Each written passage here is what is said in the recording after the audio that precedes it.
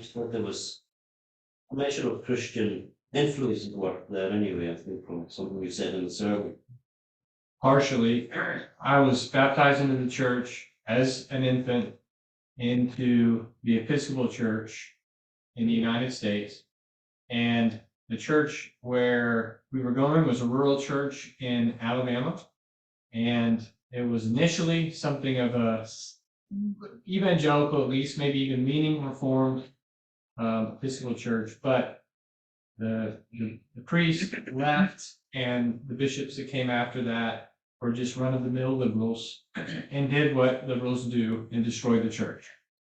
And so my earliest recollection of time in the church was occasional church members, church attendance, mostly just children's church. And then as my life picked up, and especially I became involved with soccer or football on the weekends, very quickly that became the dominant Sunday activity. Every Sunday was on the pitch. And so really from that point onward, and this is at a young age, from about 7 years old, maybe a little bit older than that, upwards, I said that looking back, we would make our biannual pilgrimage to the church at Christmas and Easter. That was it. And I grew up in a Christianized place. And so all the while that I'm doing this, I would have told you I was a Christian. I never read my Bible, didn't know the first thing about religion, but I would have said I was a Christian. And, and corresponding to that was a general outward conformity. The wheels began to come off a bit when I was 16, and my family, completely private, not associated with the U.S. military whatsoever, we moved to Germany for my dad's job. And so we were living in Germany at that time, and the legal drinking age was lower, and I was around a number of people that were doing that, and I began to participate, and that became a pretty steady feature of my life from that point on. And in addition, moving to Germany was a nudge in a more secular direction. It's just a nudge. And so, and all the while, I would have still told you that I was a Christian and I was conservative and I made good grades and, this, that, and the other thing. I then went to university. And I joined what's called a fraternity, and I don't know if there's any equivalent to that here, but essentially it's a social organization that is designed to make connections and have a lot of fun along the way, as to put it, kind of euphemistically. So that was my college experience. This was a continuation in a habit of various sins, an indulgent continuation of that. And by the time I was about to leave college, I had actually broken my leg playing soccer, and I began to rehab my leg by doing yoga. And that was kind of a doorway in to a different way of looking at things, so that by the time I graduate college, for the first time in my life, I'm comfortable saying I'm not a Christian.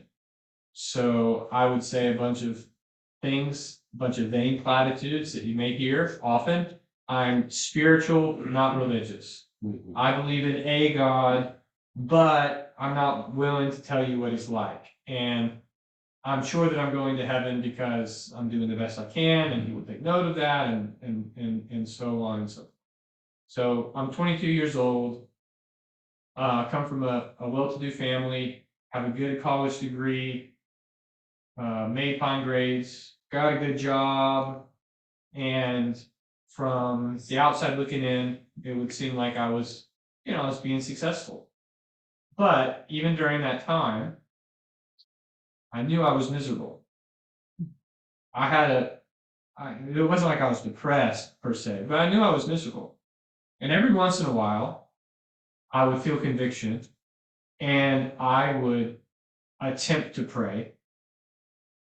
and I would have a very felt sense that I had no business praying.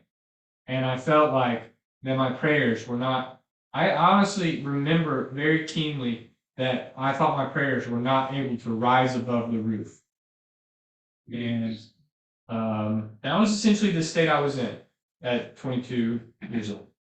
So I was just a run-of-the-mill worldling that for the first time is disavowing, although lightly, but still disavowing any Christian heritage, has a fine job, making good money, and doing just fine. When the Lord began to work on me, the first thing that at least I can perceive is he caused me to have a pretty significant car accident. I flew in to Atlanta, hungover from a business adventure the night before. It was raining and it was cold in a way that in our part of the country can be dangerous because it rains. It's warm enough for the rain, but then the night comes and then it goes freezing and then the water becomes ice and you can't see it because it's flat and it's on the pavement. So, or the road, not the pavement. I learned that was a different term today. So I am driving, and my mom had warned me, you don't drive home, you can stay at the airport. And she called me, and she said, I'm not so sure you should be driving. I said, I'm fine, everything is good. And I hung up the phone, and I literally thought to myself, my mom, she's just, doesn't she know that I'll be fine? Why is she bugging me, expressing these warnings? And I hung up my phone and put it down, and then my car began to lose control. And I was actually hydroplaning on a body of water. And so it was left, right, left, onto the median, into the metal barrier. And car was totaled and I was fine. And I was just very relieved not to be dead. And I couldn't really understand why I was relieved not to be dead. So later I moved to Charlotte, and my mom was helping me move, and we were going up to my new place, and we passed by a place called Billy Graham Parkway. And my mom said, Billy Graham, what's he got to do with Charlotte? Why is there roads named after him? And I said, who's Billy Graham? And she said, you don't know who Billy Graham is? He's this great evangelist, and he used to fill football stadiums and all the rest. Well, you never told me. I mean, how am I supposed to know who Billy Graham is? And time went on, and I was feeling some things, and so I looked up Billy Graham online. I began to listen to some of the sermons, and I was reading my Bible for the first time, and I was beginning to understand some things. But I remember that I went to bed. Billy Graham was playing on YouTube. I fell asleep, and I woke up, and someone was preaching on the screen. It was not Billy Graham. It was a man named Charles Lawson, who was an independent fundamentalist Baptist from Knoxville, Tennessee, and he was preaching on hell. And it was deeply disturbing, and I promptly turned it off. And the next day, I woke up, and I remembered that I had been unsettled by this. And so I went to my internet history, found it, listened to it, and was even more disturbed by this. And the Lord was striving with me, and he was working with me, and I was reading my Bible some, and I was listening to sermons. Still, things were beginning to take shape. I knew that I was a sinner for the first time. I knew that I hadn't been living a life that pleased the Lord. And I remember listening to a Billy Graham sermon, and he talked about how the only way into heaven was to be clothed with God's righteous garments. And he made like he was putting on those righteous garments as a gesture. And he said, if my place in heaven depended even 1% on my works, I would have no hope whatsoever. And so things were beginning to kind of take shape in my mind. And I remember praying to the Lord that night for the first time that I'd ever really prayed. And it went something like this: Lord, if you can hear me, I know I'm not a Christian, but would you make me? And I went to bed, and I forgot all about it the next day. Just went on with my life. And that night, after I had finished actually doing some yoga, which I was still doing at the time, I looked at my phone and I had a missed call from my friend Colin Devaney, who during our college years was a backsliding Christian, but a Christian nonetheless, who faithfully once a year would confront me with the gospel. And I had a missed call from him.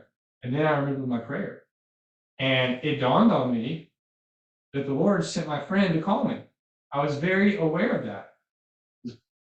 And so I called Colin, and I told him everything that had been going on, the wreck and the, felt sense of sin. I'm reading my Bible, I'm listening to sermons. And I remember in Colin's characteristic Southern frat boy voice, he said, "Dude, love it." That's what he told me. And he said, "What are you reading?" And I said, "Well, I'm going through Genesis, Exodus, Leviticus. I'm not sure." He said, "Okay, just stop. I want you to read the New Testament. You should read the New Testament." I said, "Okay, well, what should I read?" He said, "John." So I read John, and by the time I finished John, I was more confused than when I started.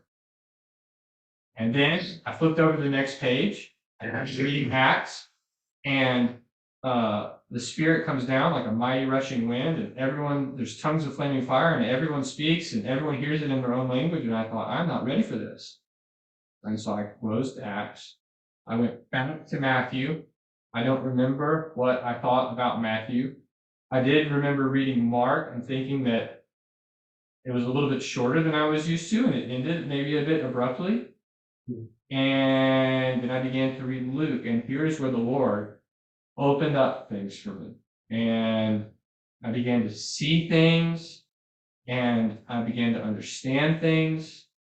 And in particular, the parable of the prodigal son, who had used the advantages that he had for living off in the world and was miserable, and who came back, and the father who was waiting to receive him and even running to give him a kiss. That is where, for the first time in my life, I began to see that that was me, and that God had received me. And for the first time, this is when I began to have a sense of assurance. And so alone in my apartment, I just wept. And was so grateful to the Lord. And so then I thought, well, I should go to church. Because all this had been kind of on my own. I felt like kind of Paul in Arabia or Moses in Midian. I'd been kind of out on my own with the internet and the Bible. And so I decided I'm going to go to church. And I thought, I've never read the Gospel of Peter. I should probably read the Gospel of Peter. So I'm looking around. I'm having trouble. Can't find the Gospel of Peter anywhere. But there's a book called First Peter. And so I read First Peter, and I really key in on verses 13 to 16 of chapter 1, where he says that ye shall be holy, for I, the Lord God, am holy. And I went to this mega church that I had determined to go to, and I had the times mixed up in my mind. There was a mix-up. And so I was went into the church thinking that I was going in for the first service, but actually I was only going in for the second service. And so I've been kind of thinking about this verse that I read. And at that mega church, to their credit, they'd actually been going through the book of Leviticus. And the service is ending, and the preacher stands up and says, "And as we have heard, that he who is holy calls us to be holy, for the Lord our God is holy." And it just goes like, he said that for me. And so I jumped both feet in. I was involved with that church immediately. And this was a church that kind of run-of-the-mill American evangelicalism, believers only baptism. But the man would actually teach the scriptures. They had a worship band and all the rest. And for the first time, I had some good Christian friends, which was a tremendous encouragement to me. And so the Lord was in that place, and he met me there. But I was still filled with such a hunger that I was continuing to investigate through reading and internet, which could be a dangerous thing, I suppose. And I very quickly began to key in on Calvinistic preachers, guys like Paul Washer, R.C. Sproul, and some others. And I saw that there was something different about them. And that sort of opened a new window to my understanding. And maybe I'm going a little long here, but No.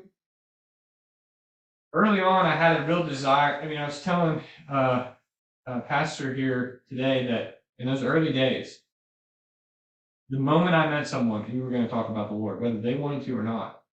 And, it kind of puts me to shame a little bit because I'm now far too reticent. But I had a keen sense that I wanted to tell people about God. I mean, it all made clear.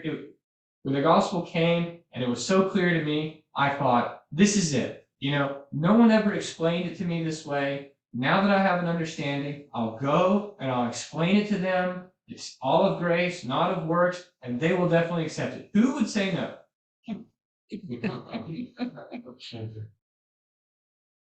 Quickly learned that was not the case, but I had a great desire to continue telling people. And at the same time in my life, there are things that are going on in which I am working a job in order to wait for a non-compete to run out so that I can then start a business. And we've been working on it, we've been planning it, we've been scheming. My dad, who's a successful businessman, was behind me. He had investors. I mean, this is the kind of thing that people dream of.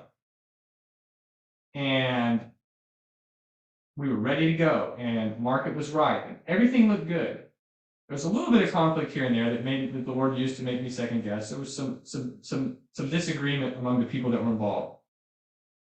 And I turned in my 2-week notice and was ready to move and get started on. And I just kind of had a crisis in terms of I was very unsettled about this decision. And I called my dad, who was kind of spearheading the whole thing. And to my dad's credit, he said, son, we have been telling you for a long time that we are concerned that your heart isn't in this. We think that your real passion is something in the church.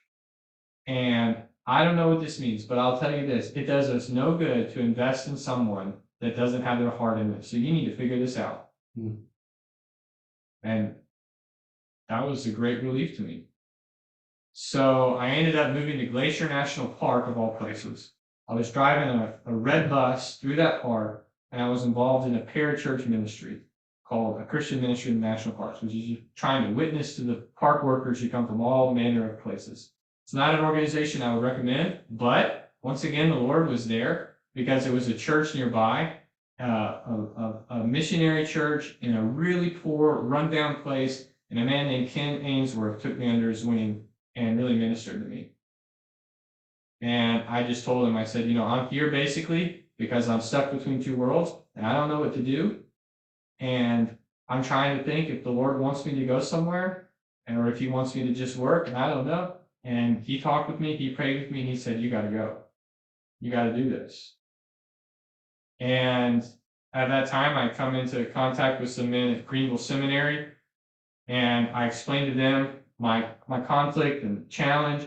And Dr. Joseph Piper listened to all the things that I said. He said, I want you to know you've got good zeal, and we appreciate that, but you're not in a position to make this decision. I said, what? He said, we believe that elders are one of God's ways for a young man like you to decide this, and you're not under God, the elders right now, and until you're into that situation, you're not ready for this. So I thought, well, what do I do? And he said, good news is there's lots of churches in Greenville with good elders. So at this time in Glacier, I'm listening to some sermons by Joseph Piper, and I'm thinking about where I should go. And maybe to give you some insight, Greenville at that time was considered like weird and other and kind of renegade. And my whole life I had been always, for lack of a better word, cool and accepted and kind of in the mainstream. And so I wanted to go to some other seminaries because it appealed to me. It's where all the cool kids went, so to speak. But I started listening to Joseph Piper's sermons online, and I listened to his sermon he gave on sola scriptura from Deuteronomy 4:2, that you neither add to nor take away from the law of God. And by the time that sermon was over, I said to myself, this man loves the Word of God.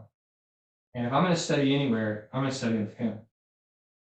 So I finished my time in Glacier. By the way, I met some people at that time, and they said, if you're ever in Greenville, call us. I promptly called them when I got there. They had a job and a house for me to stay in. And I showed up on Joseph Piper's door, and I said, here I am. You told me there's good elders in Greenville. Point me to them. And so he guided me to what in his view was the best church in the area. And if you don't have our particular view on worship and some other things, I totally agree with them. And I went to Covenant Community Orthodox Presbyterian Church, and I almost get a little emotional thinking about it. I cannot tell you how well those people loved me. I mean, they took me in, they showed me what it was to keep the Lord's Day, they showed me what it was to be hospitable, they showed me what it was to love worship, they showed me, I was around their families, I met my wife in the presbytery and all that, and to top it all off, at the end, I was interning under Pastor Peter Van Dudeward, the preacher there, who was a father figure and a mentor, who took me under his wing and said, I won't hold anything back from you. You can observe my life, and I'll do everything I can. And it was designed to be a 2-year internship with the understanding, well, not the understanding necessarily, but already being talks about at the end of the internship, they would bring me on as a pastor, and perhaps there would be church planting in Greenville there. In other words, a complete dream job. Everything I ever wanted. There was just one problem. I had heard of exclusive psalmody, and I had never quite settled the issue. And when I'd asked my pastor and the professors at seminary about it, they said it's a good question to ask. You should really ask it in the 3rd year of your seminary when you take Reformed worship. And so I did. I kind of put it on the back burner till then. And in that class, I came before the Lord and I said, Lord, I put this off. And I want you to show me the truth and make it true to me. I told my pastor, I told Dr. Joseph Pipa before he taught the Reformed worship class. I said, I'm struggling with this. I'm going to be asking questions. I just want you to know. And he said, that's fine. Talk about it all you want. And in the course of that time, while interning at Covenant, I basically became convinced.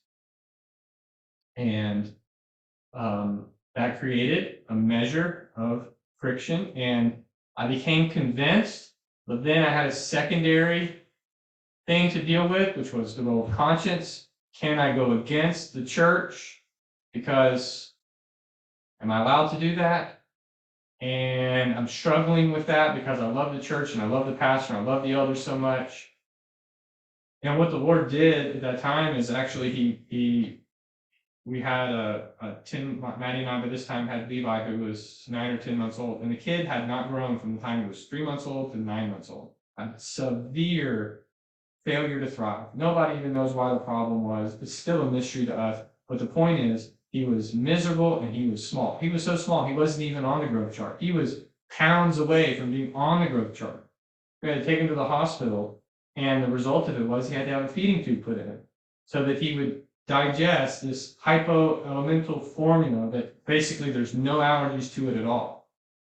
And you're in a situation like that and you start asking questions. And one of the questions that inevitably came up was, am I holding anything back from the Lord? And I was, because I was convinced, but I wasn't acting on being convinced. And so coming out of the fires of that trial, I had some fire in my belly.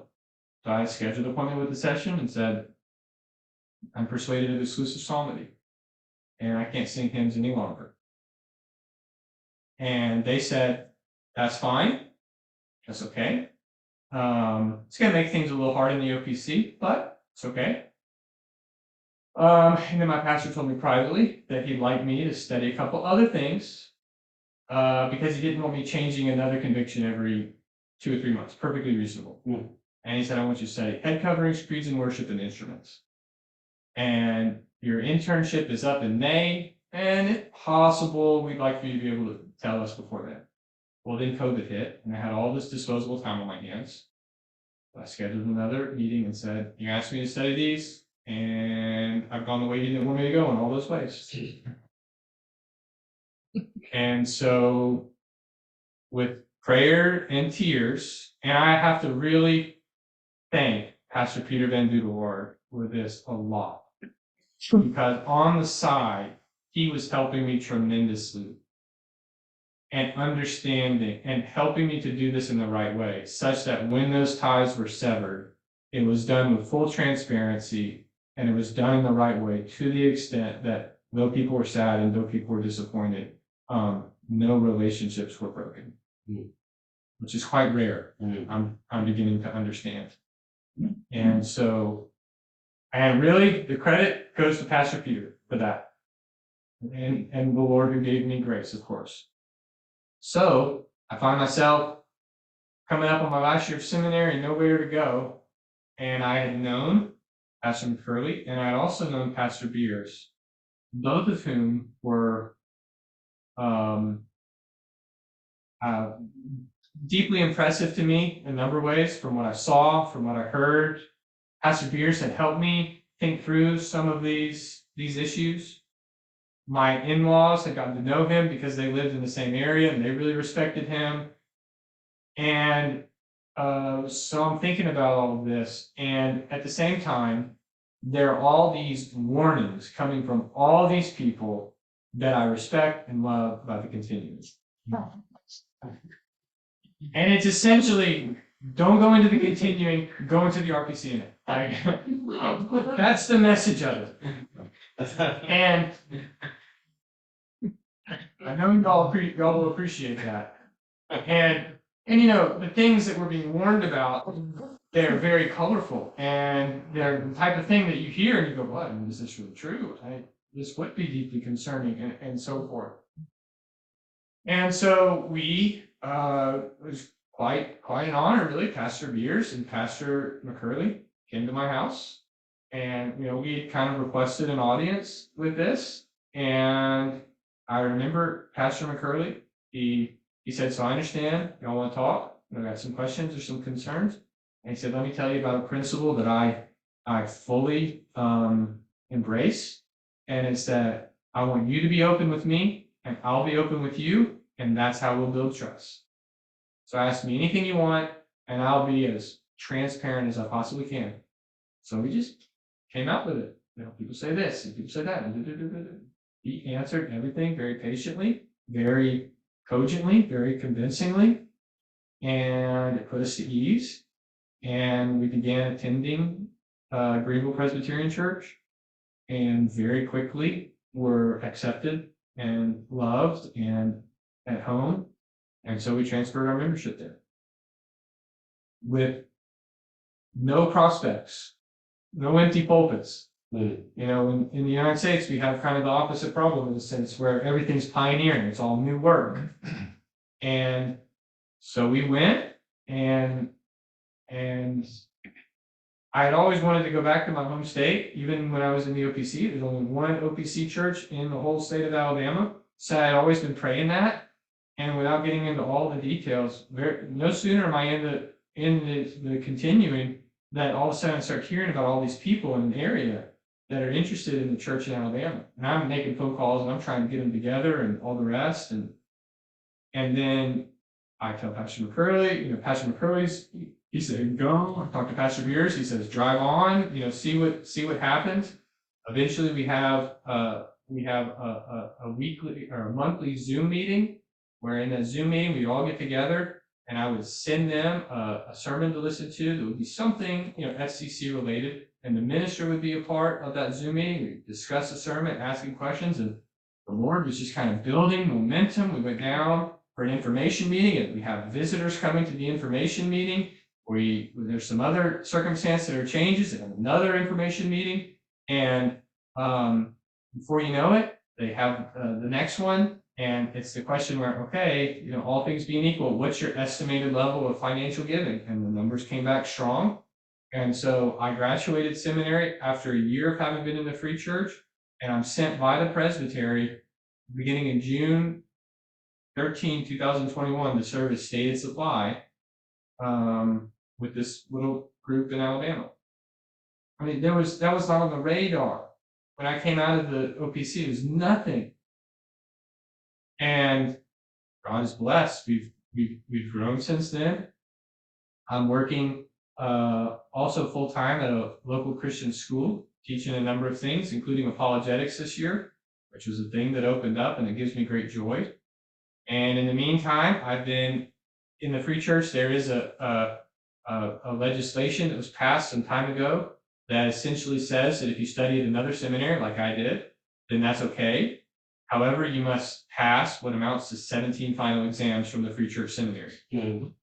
So while working a full-time job and preaching 2 sermons each Lord's Day, I, by God's grace, and this was many prayers, was able to take and complete all 17 exit exams as of December last year. So that was a huge answer to prayer. And so now I'm meeting with the committee, which would normally happen before you do the test. But I'm meeting with the committee now because another rule was that you had to be in a congregation for 2 years before you could actually come up as a student.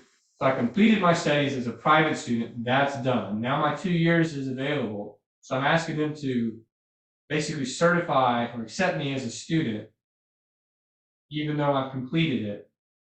And pending that approval, I would then be eligible, because I've completed both the entry requirement and the examination requirement, I would then be eligible for licensure and ordination.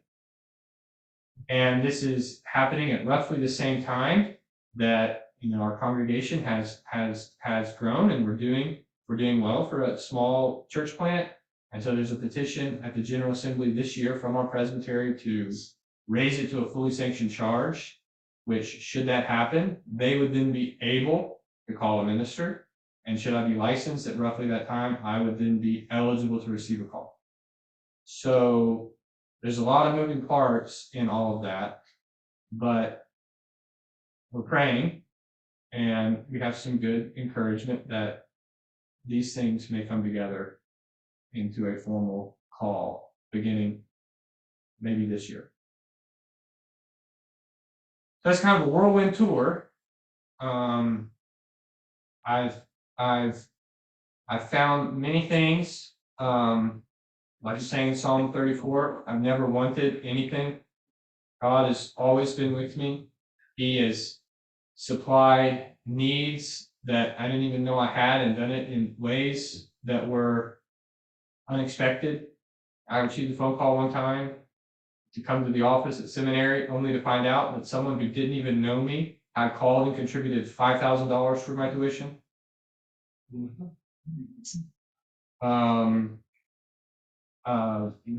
have been benefited on numerous stages by very generous housing opportunities, including the house we live in now, which is actually owned by my parents and rented to us at a very generous rate, with an idea that we'll be able to buy it from them in the years ahead.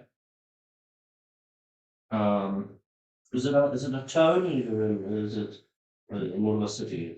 It's more of a town. Yeah. It's a Opelika, where we are, has about 35,000 people. Auburn, which is right next door and where Auburn University is, has about 65,000 people. And the whole metropolitan area has about 150,000 people. And then there's pretty big stretches of rural area. And it's a great opportunity. There's not a lot of Presbyterian witness around us. I mean, there are some PCA churches, and including one in Opelika that is strong in many ways. But even that, most Christians in Alabama are more general evangelicals. So they're going to go to, either a mega church or a large Baptist church or something very different from us. But there's still a pretty significant measure of Christian influence that isn't seen here. So I meet someone and we begin talking, and I tell them the Bible says, in all likelihood, whatever comes after that is still going to carry some weight. It still will matter to them. And there's lots of unconverted people that think they're Christians, but there are also real Christians that are just poorly fed and hungry. And so that's kind of the landscape of where we are. And we're very grateful. As part of the whirlwind, you ended up in Snizort. Part of the world when I ended up in Snizort. And it's been a great joy to be here, and it helps me pray and to give my congregation some specific things to pray for. We do pray for the church in Scotland from time to time, and I think after this visit, it's something that I'll emphasize that we do more. Well, thank you very much. I'm seeing it's 20 to 9, and I made promises to people that we will not be kept late, so I better keep my word.